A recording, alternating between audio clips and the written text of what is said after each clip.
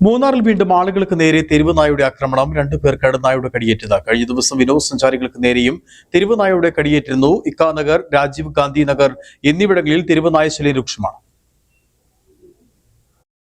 മൂന്നാറിൽ ആളുകൾക്ക് തെരുവ് നായയുടെ കടിയേൽക്കുന്ന സംഭവം തുടരുകയാണ്. ഏറ്റവും ഒടുവിലായി 2 പേർക്കാണ് നായയുടെ കടിയേറ്റിട്ടുള്ളത്. നായയുടെ ആക്രമണത്തിൽ ഇവർക്ക് പരിക്ക് സംഭവിച്ചു.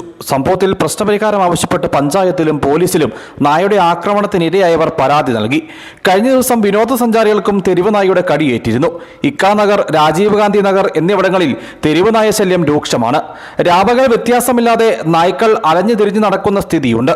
രാത്രി കാലങ്ങളിൽ നായ്ക്കൾ കൂടുതൽ ആക്രമണകാരികളാകുന്നു.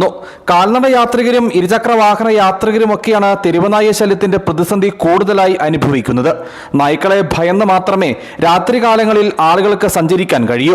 മൂന്നാറിലും പരിസര പ്രദേശങ്ങളിലും തെരുവുനായ ശല്യം വർദ്ധിക്കുന്നുവെന്ന പരാതി കഴിഞ്ഞ കുറച്ചു കാലങ്ങളായി നിലനിൽക്കുന്നുണ്ട്. മുമ്പും വിനോദസഞ്ചാരികൾക്കടക്കം തെരുവുനായ ആക്രമണത്തിൽ പരിക്ക് സംഭവിച്ചിട്ടുണ്ട്.